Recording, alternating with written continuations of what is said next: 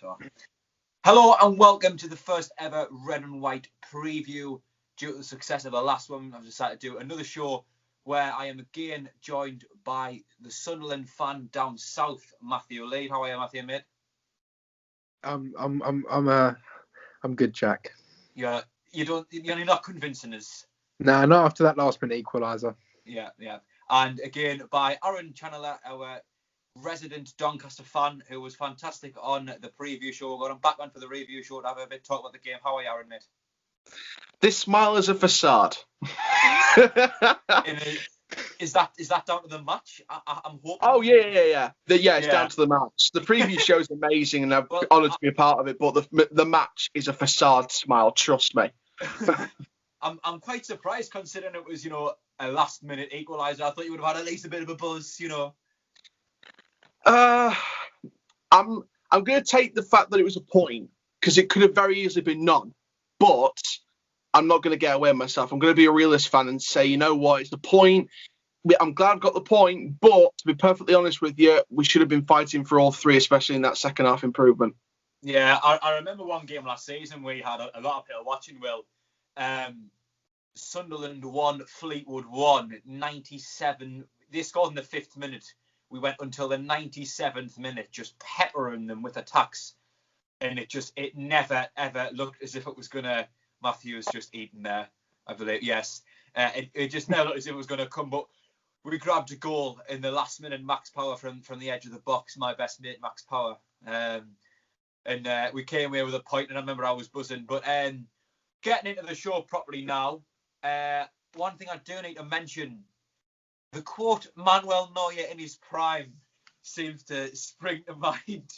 How did you feel, Aaron, after you'd give Bursic such a huge uplifting speech and you told us how brilliant he was? You must have checked your phone about half an hour after we went off and realised he'd been recalled to his parent club. I'm more of a flip-flop than sandals. This is... When I saw the news about Bursic, I was like, how pathetic is that? The fact that... And to be fair, it's just the emergency goalkeeper rule in general as well. The fact that you have to sign him for 7 days and then keep signing him for the next 7 days and keep signing him until you're done with him. I don't get that rule. It's like they're treating lower league clubs like a charity case. It's like we're stood on the street corner with a tin saying, "Can you spare some change, sir?" It was pathetic, to be honest. And you know what? Firstly, I'd like to wish Joe Bursic luck at Stoke City. He had a great game, apparently, this past weekend. So I wish him congratulations in the Stoke City lineup because, to be honest, we were a development centre for him anyway. So, look at the goalkeepers we've had over the past couple of years. Dieng, QPR, now he's in the first team. Bursic, Stoke, now he's in the first team. And, Lumley, to be fair to him, I think he did all right. I think it wasn't the best goalkeeping performance, but I'll tell you something now, he did save some good shots. And I think that overall Lumley was a good option. And I think, to be fair, I was kind of surprised we got Lumley. I was expecting someone from League Two on a free transfer. But, overall, I was kind of sad about Bursic, but I couldn't argue with Lumley. I think, the goal from Sunderland was unsavable. Ledbetter had more power than Granit Xhaka, and that's saying something with his left foot, like a bullet out of a cannon. Honestly, I'm absolutely sorry. If you had Bursic, that would have never have gone in. You could have any number of goalkeepers in the goal. You could have had Mark II or whoever you want. That there was no way that was getting stopped. It was. Yeah, that's one of the best I've ever seen. That was on. I just thought it was hilarious how you were going on. How was it the best goalkeeper you've ever seen? Manuel Neuer in his prime is the quote that came to mind. And then 20 minutes after we went off, he got recalled. You were very confident, Aaron, going into the game. You even predicted Doncaster to win 3-0. And I remember there was a point where Matthew said, I felt like we're going to get smashed 10-0 if what you're saying is true here. Because you honestly, you were singing Doncaster's praises. But do you think, as your point of view on the match, do you not think we were the better team? You know what? Firstly, I'm going to swallow my words. I'm not one of those fans that says I pick out moments and say, yeah, we're the best, we're going to win the quadruple.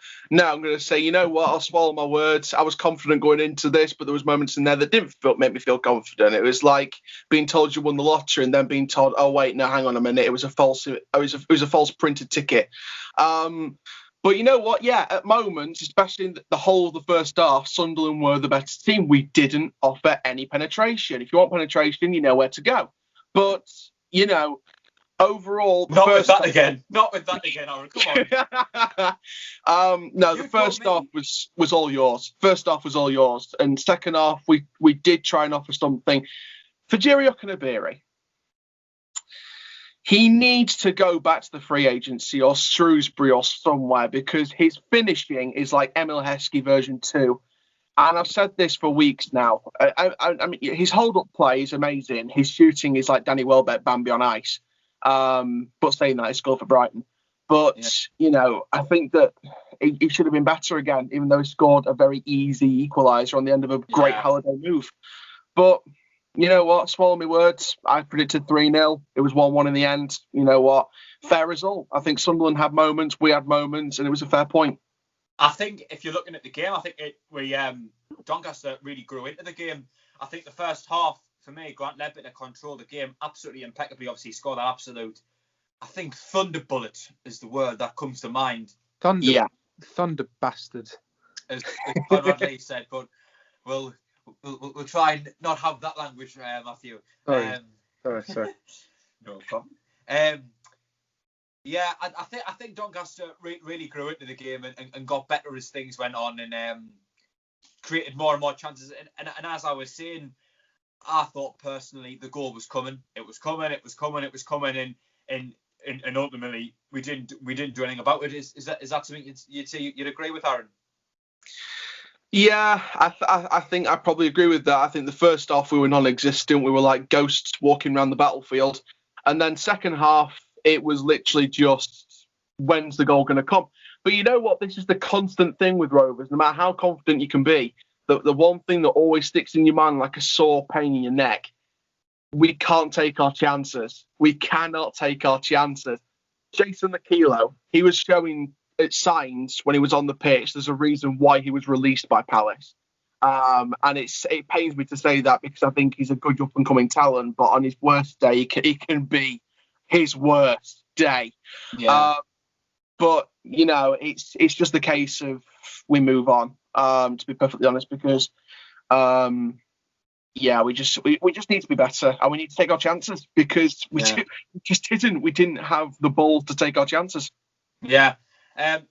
Matthew, I know you're probably going to be very negative about it. Yeah, you really don't seem happy about it, and we have every right to be unhappy about it, But positives out of the game.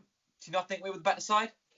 I thought we were completely the better side. I don't think Doncaster threatened us in any way, shape, or form in the first half, and pretty much the entire second half either. I did not at one point feel like Doncaster were going to get back into the game. Really? I didn't think. Yeah. I didn't think they were. I thought, we got this under control. One thing that annoyed me was every time we brought the ball forwards. I think Conor McLaughlin, Tom Flanagan brought the ball forwards on quite a few occasions. Really well, must say, yeah. Yeah, it's just that end result. Like, I remember Maguire brought it forwards on the right hand side. All the players ran into the box, and instead of crossing, he just sort of stopped, looked up, tried to play it across, and lost the ball. That's what annoyed me. There were many times that if we took our chances a bit better, we could have easily been 3-0 up in the first half. And this is what annoys me so much, because we drew 1-1, right? And we played well. I think we played quite well. And we could have scored a lot more and won very convincingly. But instead we drew the game. And that's going to be the factor between going up and not going up. Yeah. Like that. Because at the end of the season, like last season, we thought, if we actually beat Gillingham and didn't concede that last minute winner, and I was there, last minute equaliser, I was there for that match, and I was right behind the goal, and just when that ball hit the net, I've never run out of a stadium so fast in my life. I just wanted to get away, and I thought that was so. If we won that game, we'd have been in the playoffs, and it's that fine margins right they made a difference. That makes a massive difference. And some people right now, they'll be like, it's only the start of the season, but we could look again. Bristol Rovers, first game of the season, okay? Us not winning that match could be the factor at the end of the season where the points are all adding up. If we just got those extra 2 points and on Saturday, those extra 2 points, that is the difference between going up and staying in this division. And this is why I'm so angry about this, because we could have easily have won that game very convincingly.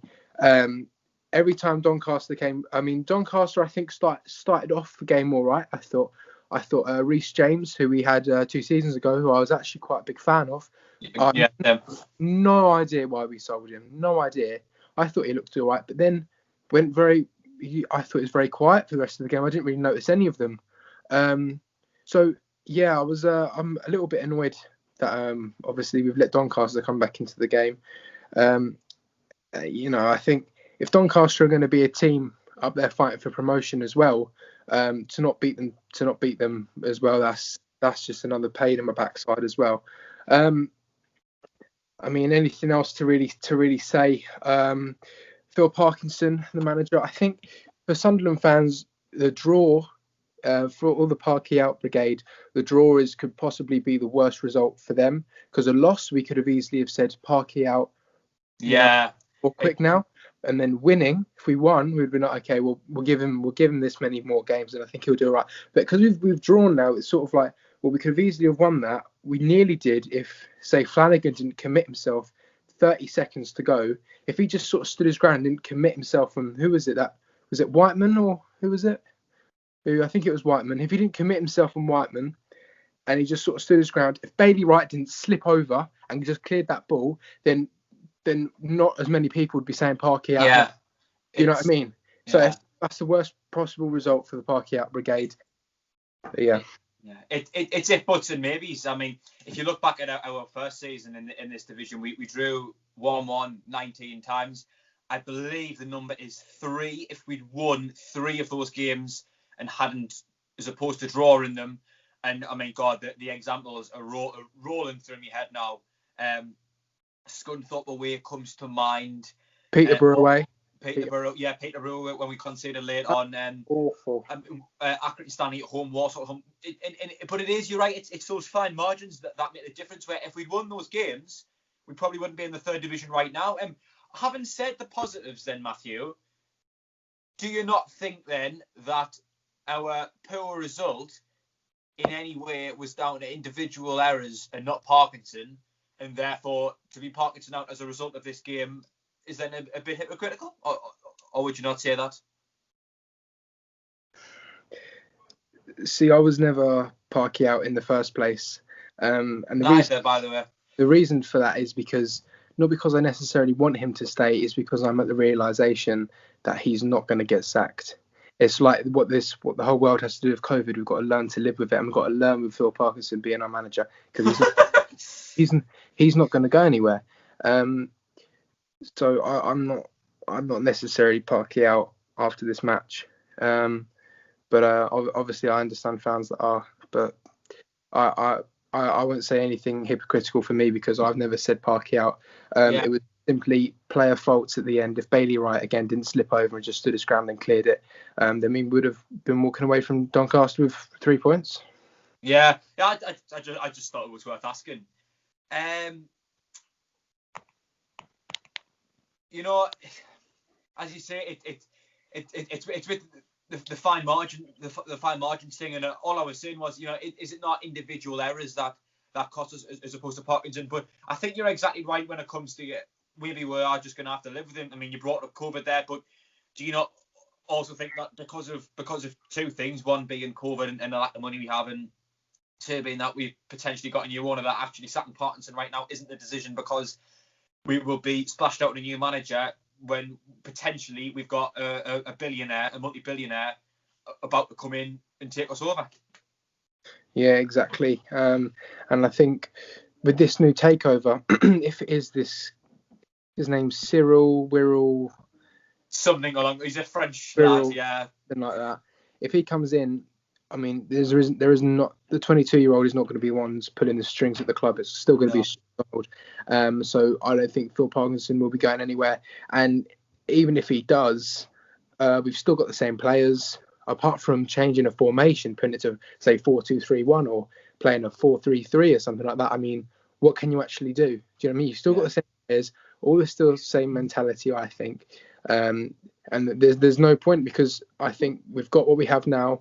COVID's obviously restricted us in, it's obviously, I think if it wasn't for COVID, there wouldn't be a salary cap, because, clubs would have fans and there'd be an income. But obviously now with the news today that clubs in Tier 1 can have 4,000 fans back. Now, I don't know if Sunderland's going to be in Tier 1. I think it might still remain in Tier 3 or Tier 2. I'm not No sure. idea. But if fans get in that stadium, even if it's just 4,000, they're going to give Parkinson hell. It is going to be toxic. Yeah. It will, because fans aren't going in there after sitting at home, watching a shitty stream, watching brilliant results. We watched us get beat against MK Dons and watched Doncaster equalise with 30 seconds to go. So we're not going to be in that stadium, being really happy. It's going to, the expectations are going to be really, really high. And I think it's going to be difficult for anyone who's going to be the manager, because no matter what someone does, whatever Boris Johnson does with COVID, Labour are still going to find ways to fight, criticise it. Same way Phil Parkinson does anything, or any manager, there is still going to be fans who don't like what they do. But yeah, so that's what we're talking about. It's all opinions. I mean, it seems to me I think I seen a poll that said 87% of the fan base, that could be slightly wrong, and now Parkinson out. Look, I'm still Parkinson in at this very moment. So, and I know you're largely sitting on the fence there. So it's all opinions. That's why we discuss it. Aaron, as a Doncaster fan, I mean, personally, I slightly disagree with Matthew when he says about Doncaster never looking like they were in the game. I thought, for me, in the second half, it was building, and it was coming, and there was going to be a goal. Where do you think it went wrong for us? Do you think you, as a team, began to take control and broke us down, or did we give you something and let you take control and score the goal? Well, to be perfectly honest, firstly, we couldn't take our chances, so whatever it was, we couldn't take advantage anyway. But I think it was a mixture, I think it was trying to take control of the game. I think Ben White was starting to become the architect, and Sunderland just didn't play the right form of football, in my opinion. And to be perfectly honest with you, if I was the multi-billionaire businessman coming into that club, I'd be kicking him out by his heels, and I'd be throwing him through the Sunderland window teeth first. But, I think with Sunderland, for me, it's just, I think Stuart Donald's completely just regurgitated the negativity in that club, and there needs to be a massive shake-up for you guys to succeed. And when you're speaking about the fans as well, the fans are the 12th man, 100% of the time. If you had the 12th man, you could have probably won that. We may not have scored that. We may not have fans to regurgitate those players. And you know what, to be fair, just to add to the point about that, it will be Tier 1 with 4,000 fans, Tier 2 with 2,000 fans, Tier 3 with no fans. And that comes into effect after 2nd of December or 2nd of December onwards. So, Donny's was in Tier 3 before lockdown, so it looks like we're going to be in the same situation, which is obviously confusing. But we'll get into the politics another time. But yeah, I don't want to get too political. Yeah, this is football, Yeah, football's a different type of politics where it involves a lot more physicality than you would do in a courtroom. But, I think that overall Sunderland, it was a mixture, in my opinion. I think it was a mixture of giving us the game, but also we tried to take control of the game. And he didn't have the football, in my opinion, to try and take back control in the second half at times. But, I'm to be honest, I'm only Parkinson out as an outsider because specifically I am Parkinson in because there is no other choice. The board before will want to keep in him. And like I said earlier, if I was the billionaire businessman, I'd be throwing him through the window teeth first, but we can't do that. Actually get a lawsuit and then you'll get sued by Stuart Donald. But, it's just, I don't know. I think Parkinson needs to change his football, or he needs to go. Look at Mourinho. Look at Mourinho and how he revolutionised his football when leaving Man U for Tottenham. He needs to do it. Otherwise, he's going to pay with his job if the right people are. Yeah, Aaron, you're very knowledgeable on our club. Like, I might have to have you on in Matthew's place sometime. Yeah. Just off the back of that, let's say Parkinson wants to go, if he was to walk, if he was to get sacked. Matthew, there's been a few names chucked about. If you say Kevin Phillips, you're never getting back on the show. If you could choose anyone to replace Parkinson, who would it be? See, this is the thing, because I don't think any manager could come in and make such a big impact. Which I agree with. Where the players go, whoa, well, we're going to make a change, because I think they could in the Premier League, because I think there was a bit more to work with in the Premier League. But like when Parkinson came in, do you think we saw a big reaction? No, we didn't. We lost a lot of games. We went backwards. We went completely backwards, and I thought we could be in a relegation fight rather than a promotion race. But in terms of bringing someone in, the only idea I'd probably entertain in my head is probably Nigel Pearson and Kevin Phillips as a number 2. That's fine. As a number 2, not as a main manager. I don't think as a main manager, but Pearson and Phillips. And I think if we did have Phillips as a number 2, I think there not as much pressure would be on him, and he'd work more with the strikers. And I think, as you know, a lot of Sunderland fans have said, we have the worst strikers in the league. Grigg missed 2-yard sitters. Imagine Kevin Phillips coming in and helping Will Grigg. Yeah, that could be brilliant for the club. And then you got Pearson managing everything else, so Phillips doesn't have to worry about that. So I think if we get Pearson and Phillips, that's going to be a bit more of a an attacking minded team, which is I think what we might need to get promoted. But yeah, that's the only idea I can think in my head. And I think maybe Pearson's probably unrealistic, because he was only managing in the Premier League like last season, wasn't he? Yeah, that's what I think with Nigel Pearson is, look, I think he would do a decent job, but would he actually come? And to be honest with you, do you have the money to pay someone who will probably be wanting something near a Premier League salary? Yeah. The only way I could see it is bringing him in and then saying, like, listen, if you get us promoted to the Championship, in the Championship we'll offer you this amount of money. If you get, that's the only way I can. I think that works. For me, Paul Cook, he's the main man I would have on my mind. I believe it was Wigan where he managed Max Power and Will Grigg when they got promoted. I mean, those are my 2 least favourite players at the club right now. But he knows the 2 of them really well. Look at how well they did in that season, and he's been promoted from League One before. My main defence of Parkinson is, look, the 3 promotions he's had here, with budgets lower and squads worse than he's currently got. Look at his history. Look at what he has done. And for me, if you're going to replace him, well, if you're going to sack him, you've got to then replace him with someone who's better. And to me, someone who's better is got to be someone who's got the same, if not more, successful history. And Paul Cook brings that. The only reason I'm really against the idea of Kevin Phillips coming in, don't get us wrong, I love the bloke, is he hasn't got more first-team experience in first-team success elsewhere than Parkinson. And to me, it's a step backwards, regardless of how well he did at the club. Aaron, you seem to know a lot and care a lot about our club.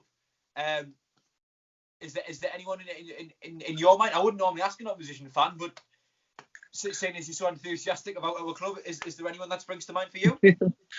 I'm just enthusiastic about football, to be honest. Yeah. We'll have Darren Moore. Yeah. We'll have him. Yeah. He was going to go to Newcastle. Don't let him go to the rivals. But no, to be fair, you know what? Paul Cook, Kevin Phillips, Nigel Pearson, they're all names that I would have in the running. But there's one name I think deserves another shot at League One. And it's someone who's had, apart from the Huddersfield spell where he's been in a current relegation battle before he was removed at the end of last season, there's someone I think who's got a string of success. And that's the Cowley brothers. The Cowley brothers. Yep. And you know what? To be fair, I'm glad I'm talking about the Cowley brothers now, because I've seen the Cowley brothers for the last few years, right? As soon as they walked into Braintree Town a few years ago, they got them into their highest ever finish in club history, which was the playoffs of the National League. As soon as they joined Lincoln, they gave Lincoln the title, and Braintree got relegated for the first time in 20 odd years. It tells you something. And then you see Lincoln getting 2 promotions in 3 years, from the National League to League One. It just tells you. And then Appleton's taken the ship over as soon as they got the move to Huddersfield. And to be fair, I thought Huddersfield was the wrong move for them, because I think it was a step too far too soon. But Danny Cowley's got that winning mentality, a great record, a great history of winning trophies, taking teams up that wouldn't necessarily get too high. And if he walks into Sunderland, right, and to be fair, I'm thinking as a manager here now, if he walks into Sunderland, I think he's got the knack to say this, and this. He's not good. I'm going to give him a chance, because I think he can use youth players as well. Yeah. I reckon he could work that squad in and whip him into straight like Indiana Jones with his whip.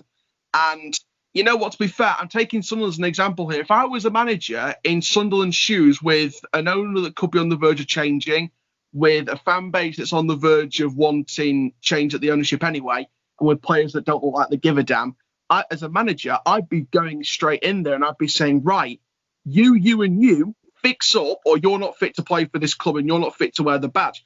And in terms of transfers and keeping players, I would not be keeping players or signing players that just play for the money or play for the football.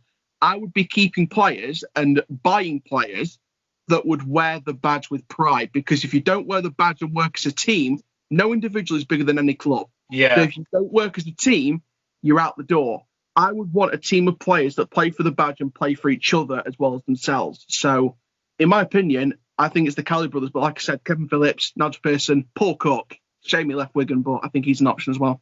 Yeah, I really like the way how you went down the tangent of players playing as a team and not as individuals, because it really, really well segues into my next point. Matthew, you can probably predict what I'm going to say, who I'm going to mention. I don't know if you've seen today, but our under-23s had a game against Crystal Palace. Yeah. Anyone who follows me on Instagram will have seen I was happy about it. I've been very vocal on Instagram, Twitter, Facebook, a lot. Hashtag free McGeady. Me and Matthew have been trying to get that spread as much as we can. Yeah. He started for the under-23s today, and I briefly mentioned it to someone at the time, and they said, well, it's the only the under-23s, but let's say he was to come back into the team, there's no way you can take him from someone who's been purely just training, if that, into playing week in, week out in League One. Is this Parkinson saying, get him some minutes, even though it's getting on 23s, get him some minutes playing in proper competitive games in preparation from coming in? Are you happy with that? Because for me personally, I am buzzing, and there's no one who I think can save us more at this moment in time than Ian McGeady.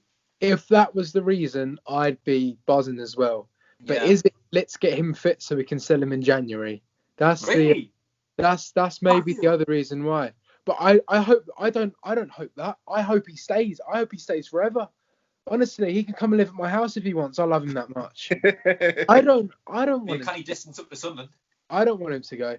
Yeah, well, I don't want him to go. Honestly, but that could be a reason. That could be a reason. I'm just saying the possibility. Yeah. But no, McGeady, I think there's moments in certain games where if we had a bit of McGeady magic there, and McGeady would put that cross in the box. His crossing would be better than Denver Hume. Every time Denver Hume crosses it, I notice this every single game. He runs down the wing, all the players are in the box, and he just kicks the ball and he drags it back to no one. Yeah. He always puts no one in the box. He always drags it back towards the D. So McGeady's crossing is unreal. And also when he cuts in and shoots, I mean, I have never seen one player who's in our starting 11 against Doncaster beat a player. I don't think I've ever seen them take on a player and beat them. Yeah, we haven't got anyone with the ability to do that. Yeah, and McGeady has. But will Parkinson, reinstate McGeady? And what you got to remember as well is Parkinson is probably the most stubborn man in the world, and he will not. I don't think he'll want to even show everyone that he was wrong about McGeady. Do you know what I mean? Because if he brings him back in, that just shows everyone that he was actually wrong. And I don't think Parkinson will admit that he's wrong. Like every post-match interview, you see, Parkinson said, I think we moved the ball really well, and we've done that really good, and boys were unlucky. I was like, no, mate, awful tactics, late substitutions. Yeah. Right now I'm laughing, but you're right. 5 substitutions. He used 2 on Saturday. He could even just make one for a laugh. Do you know what I mean? He didn't even have to make a serious one. Just chuck someone on there. You know what I mean? And don't you think as well, when you say Doncaster got back into the game, do you think that maybe because of tired legs, put some fresh legs on there? Yeah. I've slid away from McGeady a little bit here. That's fine. It's just annoying me. But yeah, no, I think McGeady back in because, again, when we're talking about fine margins, that extra cross in the box, that extra beat the man, shoot, and possibly a goal. Do you remember when we beat AFC Wimbledon 1-0 at home and Grant Ledbetter put the ball to McGeady? McGeady yes. defender and scored that goal. I mean, could you imagine anyone else in that squad doing that? No. I think if you're looking at our squad in terms of individuals, Chris Maguire on his day, but he's more the odd moment here and there. He's not going to do it. Not consistent, is he? Whereas I think you can count on McGeady to always have one special moment in a game. For me, Charlton away this season springs to mind as a game where if we'd had someone like McGeady, 100%. Yeah, I think he could have just beat the player and put it in, or maybe put that cross in right onto someone's head or someone's foot and it goes in. Matthew, you mentioned Denver Hume there, and I think I quite like Hume as a wing back. I think his crossing is definitely quite inconsistent, but he definitely brings a lot of energy. However, if we were to go to a 4-at-the-back system, which a lot of fans have been calling for, I'm not sure how much I'd rate him. We've obviously now got Callum McFadden in there. I just want to ask you on formation, if we were to change it, what would your style be? Just briefly. To be fair, I think we could keep a 3 at the back and 2 strikers. Really? A 3-4-1-2. That work? 3-4-1-2. Yeah, that would work. Yeah, I think we could do that effectively. But I think it's as the game goes on, we need to maybe make substitutions a little bit earlier to keep it fresh. So the other team, obviously, eventually Doncaster figured us out. But if we had fresh legs on that team, that could maybe bring a bit more energy to the team, so it doesn't go so fatigued and whatever. Then I think that could help. But yeah, no, quickly on Denver Hume. I think obviously Denver Hume is good. I love it when he gets the ball and he just drives forward and he can take off all these people that are trying to chase him. But the thing I don't like is it's just his football intelligence when at the final product, his final product, he's very erratic. Do you know what I mean? He runs and then he's like, right, what now? And there's sometimes when he runs in the box and you're just like, just shoot, just hit the ball. And he tries to put in a cross and you're like, no, and it goes to no one. So it's just that thing of he always puts in sometimes a really bad cross or he just doesn't shoot. Do you know what I mean? And I think it's very erratic. Also, I've seen the same with Jack Diamonds when he came on, when he was playing. Yeah, Diamond's got a way to go. Yeah, obviously these players are young and that they've got a lot to learn, but it's just that whether Denver Hume should be playing every single game, no. And I think now we've got Callum McFadden. I think, or hopefully he's not too injured. I think Parkinson said I think it's just a knock, I believe. Yeah, just a knock, hopefully. But yeah, I don't think Denver Hume should be playing every game. But yeah, it's just that little bit of just that erratic play where they sort of run the ball to no one. And I've seen that a lot of Duncan Watmore as well. He just he can have the ability to get the ball and run, but with that footwork and to try and beat that defender, or it's just his final product. I think needs a bit of work.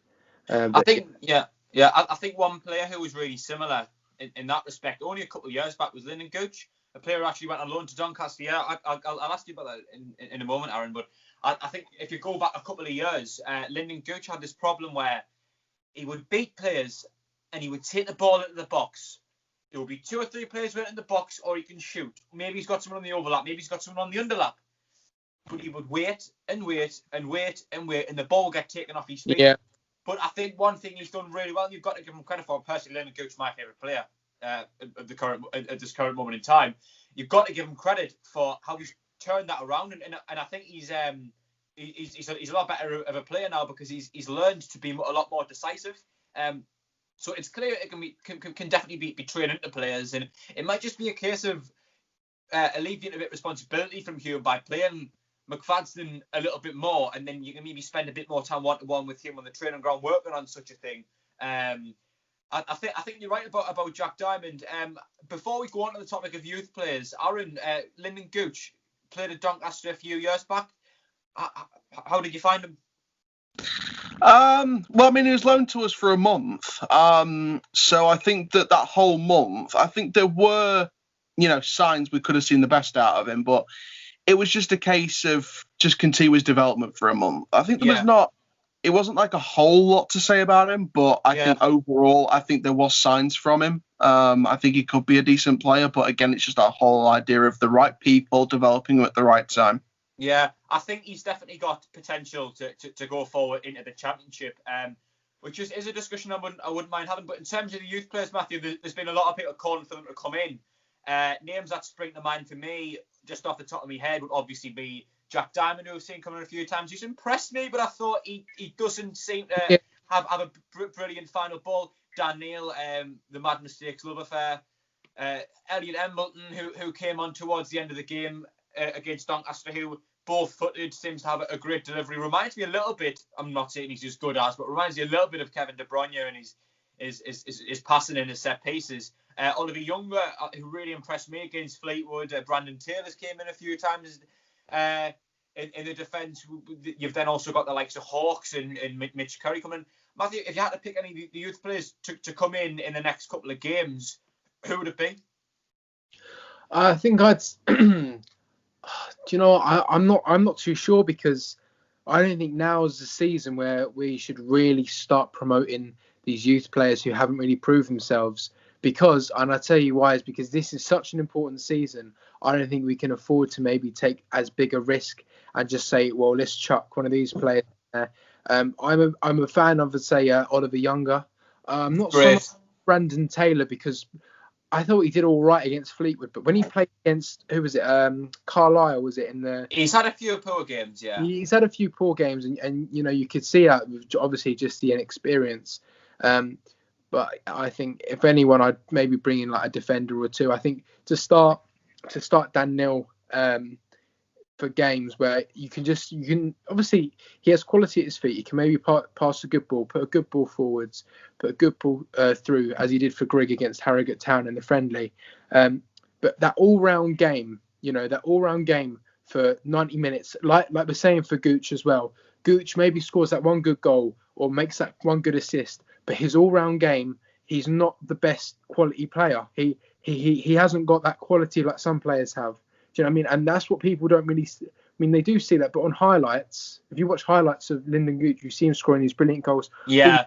Is the amount of times he gives the ball away, and you don't see the amount of times that he makes such a bad decision.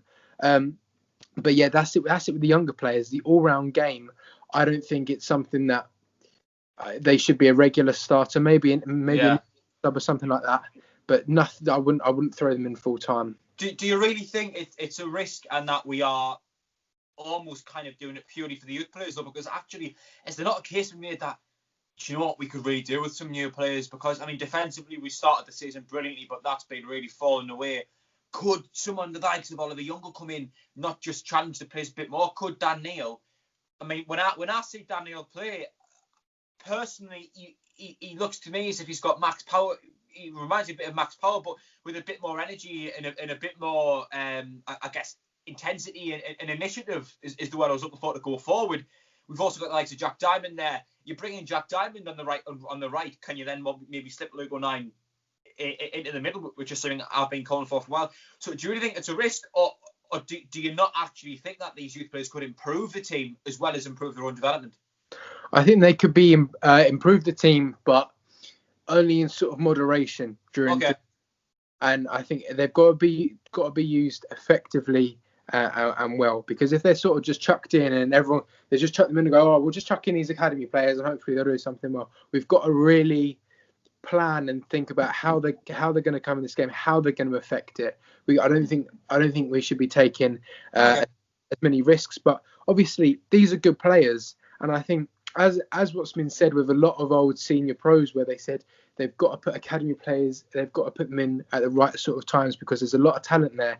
If you chuck them in straight away, something might happen, like a serious injury, for example. Say Duncan Watmore.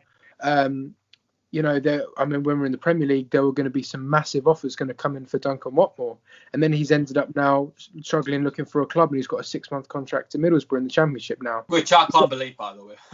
No, but it's only 6 months, which just shows that they don't rate him enough to give him a full-time one. So you've got to use these players right, and you can't overstress them. But yeah, no, I think the academy, the thing is, right, with this club, we've always tried to identify things that are wrong, and the club was sort of rotting when it was dropping down the divisions, and could still be now. And a lot of people have identified that as maybe sacking the manager. And sacking the manager, people think, the manager's a problem, but we've changed the manager so many times, but we've still ended up in League One. Yeah. So is that problem, that big problem everyone's been looking for, the academy? Could it be the academy? We've got through some good players. Yeah. but should we have had more good players now? I, Do you know what I I mean? think We've lost a lot of players. I think you've been respectfully. I think you've been quite harsh there. I mean, we've had 2 World Cup semi-finalists come through. Yeah. No, that's fine. I'm not saying them. Yeah. We've had more players like that. Maybe, but I think maybe it's been a little bit harsh there. Aaron,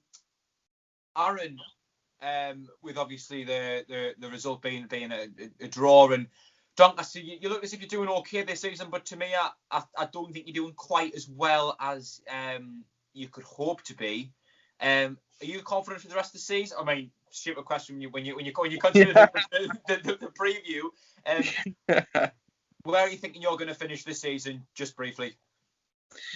I think just inside the top 10. I think that we could finish in the playoffs if we could push for it. But I think with Blackpool tomorrow and with Hull after the Carlisle FA Cup match, it's going to be 2 tough games because Blackpool have done well at times and Hull are obviously top of the league at the minute. So it's going to be tough. But I'm kind of confident, but it's up to us now. I mean, to be fair, in the past we've had bad October, Novembers, and then going into the new year we've started to improve and then start to get high finishes. So, I mean, we've got the right ball, we've got a great manager. We just need to play ball now, and we need to send Coppinger out on a high for the end of his season.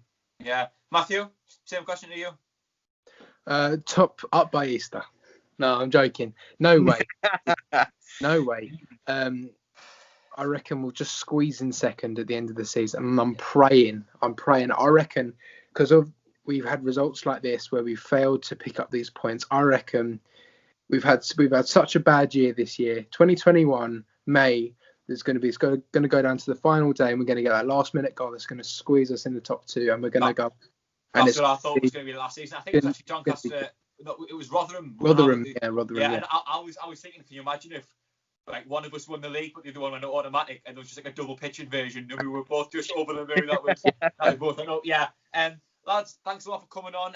As per, we'll be looking at the Red and White previous show. We'll be back for the Fleetwood game. We got Con's vlogs on. It's fantastic that he's managed to get on. Huge thank you to him. He'll be coming on. We'll be getting someone from the Sunderland perspective of things as well. Aaron, one thing I forgot to mention the last time around was your channel. Do you want to briefly speak about what you do? Speaking about before we start recording. Yeah. So I might be a Donny fan, but my YouTube content is Coast to Chelsea. So primarily it's the news around the attractions and theme parks across the world, but we do cover reviews, vlogs, interview the best in and out of the industry. We just passed 500,000 views, so we're halfway on the road to 1 million, and we're about to hit 2,000 subscribers as well, so we're halfway there to 5,000 nearly. So if you could all subscribe to it, it would be much appreciated. And of course my Instagram, my Snapchat and everything should all be in the description of those videos, so you can go and check that out. Keep living the coast life. Have a fantastic day. Yeah, I'll leave his link to his channel in the description. Anyone who's interested, you can pop over there. Matthew, do you want to briefly speak about your show in case there's anyone on here who hasn't seen about it yet with Dan? Yeah. So we're doing a show, me and Dan. We're down south, and the name is obviously Down South. We're 2 Southern Mackhams. I'm from Essex. He's from Berkshire. I know. I hate it, to be fair. I hate it down here. It's horrible. But yeah, no. So we do that. It's just going to be weekly. It's a review, player ratings, all that good stuff. So get yourself Fans React channel and watch that weekly. Yeah, I'll leave a link to the Fans Reaction channel down below, which is of course where this series is going to be. But as I explained over there, I'm doing it on here for now. This show will be coming every week. Hopefully you get the same people on the preview show as we got on the review show as we did, because then we can talk about predictions and how we think the game's going to pan out, and then actually pan out and compare it to how it actually has went. As I say, Cod's vlogs will be coming on next week in Fleetwood. If there are any Burton fans out there watching this, I doubt there will be, but if there are, please get in touch. I'm desperately trying to find a Burton fan to come on to speak on their behalf. I cannot find any Burton YouTubers or anything. I'll have to have a bit of look on Instagram and see if I can get anyone to come on. But any other away fans, get in touch. I like the dynamic of having one away, having one opposition fan on, one Sunderland fan, and we can talk about the game. But thanks for watching, everyone. As I say, the links to both these lads' stuff will be in the description below. And I will join you at some point in the next few days for the next Red and White preview show where we'll be previewing the game against the pantomime villain Joey Barton. So thanks for watching, everyone. Subscribe, like, all that good stuff, and bye.